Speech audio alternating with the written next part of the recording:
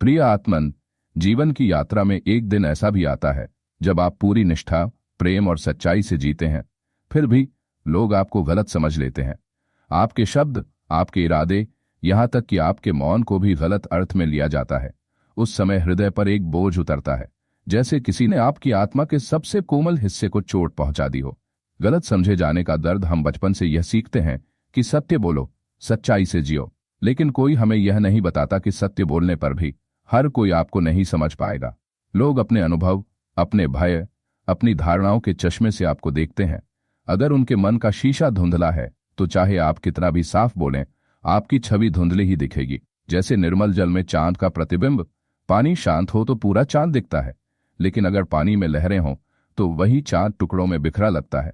आपका सत्य, आपका प्रेम दूसरे के मन की तरंगों से विकृत हो सकता है। क्यों लोग गलत समझते हैं? महान संतों ने कहा है, दुनिया वैसी नहीं है जैसी वह है, दुनिया वैसी है जैसी हमारे मन की अवस्था है। जब लोग आपको गलत समझते हैं तो वह अक्सर आपके बारे में कम और अपने बारे में ज्यादा कह रहा होता है। उनके डर उन्हें आपके साहस को अहंकार लगते हैं। उनकी असुरक्षा उन्हें आपका मौन अवमानना लगता है। उनकी पीड़ा उन्हें आपकी खुशी बनावटी लगती है। याद रखिए, यह उनका दर्पण है जिसमें वे आपको देख रहे हैं।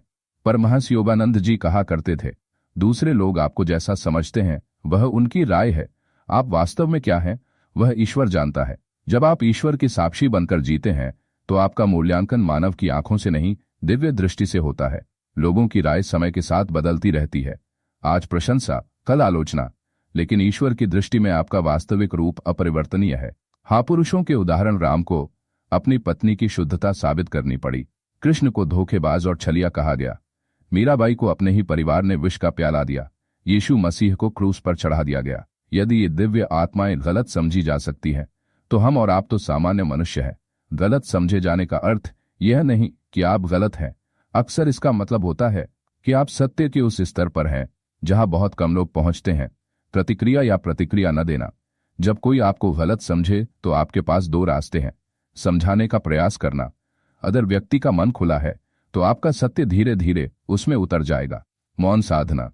कभी कभी मौन ही सबसे गूंजता उत्तर होता है। समय और आपके कर्म वह कह देंगे जो शब्द नहीं कह पाते। योगानंद जी कहते हैं, सत्य समय की परीक्षा में खरा उतरता है, झूठ स्वयं नष्ट हो जाता है।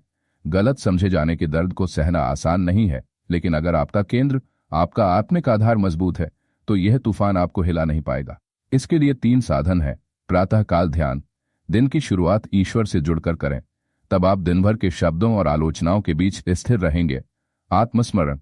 बार बार स्वयं से कहें, मैं वही हूं जो ईश्वर ने बनाया है, न कि जो लोग सोचते हैं। सत्संग। ऐसे लोगों के साथ समय बिताएं जो आपको प्रेरित करते हैं, न कि गिराते हैं। आइए अभी यहीं एक छोटा सा प्रयोग करें। आंखें बंद करें, गहरी सांस लें और अपने भीतर यह मंत्र दोहराएं, ईश्वर मुझे सत्य में स्थिर रहने की शक्ति दो।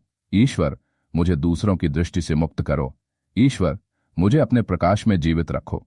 कुछ क्षण बाद आप पाएंगे कि दूसरों की राय की जंजीरें आपके मन से धीरे धीरे गिर रही हैं। प्रिय आत्मन, जब लोग आपको गलत समझें तो यह भी याद रखिए, अक्सर ईश्वर आपको भीतर से और अधिक शुद्ध करने के लिए ऐसी परिस्थितियों में डालता है। यह आपके लिए अहंकार को त्यागने का, प्रेम को बिना शर्त देने का और सत्य में अडिग रहने का अवसर है। आपको जीवन में सबसे बड़ी शांति तब मिलेगी जब आप यह सीख लेंगे कि आपका मूल्यांकन ईश्वर के तराजू में होता है, न कि मानव की राय में। ईश्वर आपको आशीर्वाद दें, सत्य में आपको स्थिर रखें और आपके जीवन को एक प्रकाश स्तंभ बना दें जो दूसरों को राह दिखाए, भले ही वे आपको अभी न समझ पाए।